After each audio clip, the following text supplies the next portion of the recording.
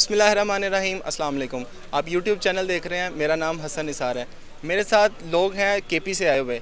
इनके साथ मैं आपका बात करवाऊंगा और इनसे जानने की कोशिश करूंगा कि ये पीटीआई में जो शामिल हुए हैं और आज ये इमरान खान को सपोर्ट करने ज़मान पाक आए हुए हैं, इसकी वजह क्या है। अस्सलाम वालेकुम। बहुत शुक्रिया बेटा, आपने बहुत ज़बरदस्त सवाल पूछा है। एक्चुअली ऐसा है कि पाकिस्तान को अल्लाह ताला ने दो लीडर दिए थे। एक क़ायद आज़म रहमतुल्लाह अलैह था और उसके बाद दूसरा जो आया है वो जनाब इमरान खान है। इन दोनों में हम क्यों इमरान खान का साथ दे रहे हैं, उसकी बुनियादी वजूहात क्या है। उसकी बुनियादी वजह नंबर एक यही है कि क़ायद आज़म सियासत में आने से पहले एक बेहतरीन लायर था।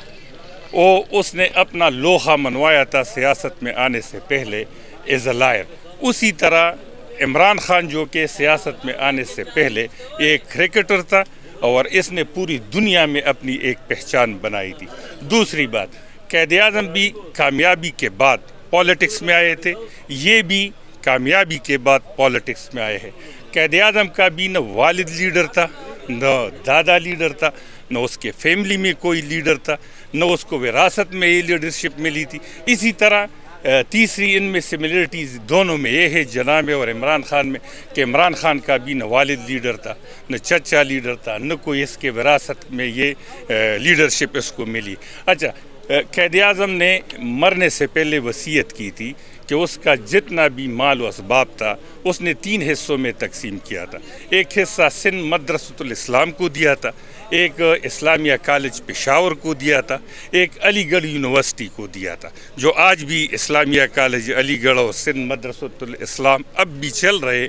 इसी तरह जो इमरान खान है, इसका जो कुछ है इसने शौकत खानम को, नमल यूनिवर्सिटी को, कादरिया यूनिवर्सिटी को, जो और बाकी जिस तरह हमने सुना है, बल्कि इसने अपने किताब में लिखा है कि हज़रत अबू बकर और हज़रत उस्मान रज़ी अल्लाह तआला अन्हु की तरह मेरा जितना साल का इनकम होता है तो उस इनकम में से मेरा सालाना जितना ख़र्चा होता है वो मैं मनहा कर देता हूँ, बाकी जो बचता है वो मैं अवाम पाकिस्तान के नाम वक़फ़ कर देता हूँ इन इदारों। अच्छा, एक और इन सिमिलरिटीज़ इन दोनों में ये थी कि अल्लामा जनाब क़ायद आज़म रहमतुल्लाह अलैह के ज़बरदस्त अपोजिशन उस वक्त उसकी हो रही थी पूरे हिंदुस्तान में। अगर मैं यूँ कहूँ कि जमीयतुल उलमाए हिंद जो 1919 में ये पार्टी बनी थी, अवामी नेशनल पार्टी खुदाई खिदमतगार जो 1920 में ये पार्टी बनी थी, ये सब कुछ उधर गांधी जी को सपोर्ट कर रहे थे, कांग्रेस को सपोर्ट कर रहे। क़ायद आज़म अकेला एक तरफ था, बाकी सारी लीडरशिप दूसरी तरफ थी। उसी तरह आज अगर हम देखें तो इमरान खान अकेला एक साइड पे और बाकी पाकिस्तान की 14 पार्टियां, ख़ानदानी और फैमिली लिमिटेड कंपनियां दूसरी तरफ है। तो आपने जो सवाल पूछा था कि हम क्यों इमरान खान के पीछे खड़े हो, इसलिए कि ये हमें क़ायद आज़म की शक्ल में, जना की शक्ल में, दूसरा जना हमें इमरान खान की शक्ल में मिला है।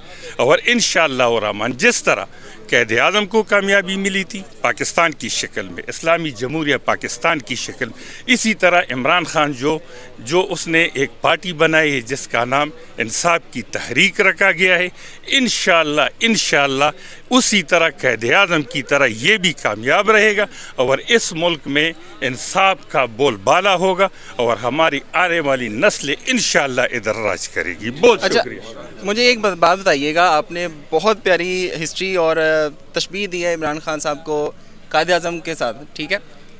क़ायद आज़म पर किसी किस्म का कोई एलिगेशन नहीं लगा था, उन पर कभी तोशाखाना से चोरी या घड़ी जो उन्होंने बेची है वो इस तरह का कोई इल्ज़ाम नहीं लगा था, लेकिन इमरान खान साहब पे लगा है। इसके बारे में आप कहेंगे? एक्चुअली बेटा, ये आपके इल्म में नहीं कि क़ायद आज़म पे जितने इल्ज़ामात लगे थे वो आपके इल्म में नहीं। आपने तारीख नहीं आपने तारीख नहीं पढ़ी है। उसको इंदू तक करार दिया गया था। उस वक्त सब लोग ये कह रहे थे कि इसको न नमाज आती है, न यहाँ तक कि फितवे दिए गए थे कि मुस्लिम भी नहीं है। वो कह रहे थे कि उनका एजेंट है।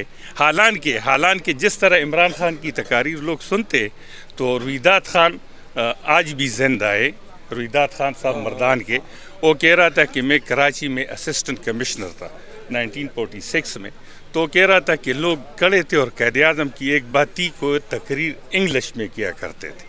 तो रिदा खान कह रहे कि मैं लोगों के पास गया, मैंने कहा ये जो कह रहा है आपको समझ आ रही है? तो उसने कहा कि लोगों ने कहा नहीं, हमें अंग्रेज़ी समझ नहीं आ रही, लेकिन हमें ये समझिए कि ये जो कह रहा है ये ठीक कह रहा है और सच कह रहा है। तो इल्ज़ामात अगर मैं आपको यूँ कहूँ कि पैगम्बरों पे भी लगे, कोई भी हर दौर में अच्छाई और बुराई की लड़ाई रही है और क़यामत तक रहेगी, लेकिन जीत हर दौर और हर ज़माने में जो लोग हक पे होते हैं, सच पे होते हैं, उनको मिली। बहुत शुक्रिया जी। Thank you very much. Thank you.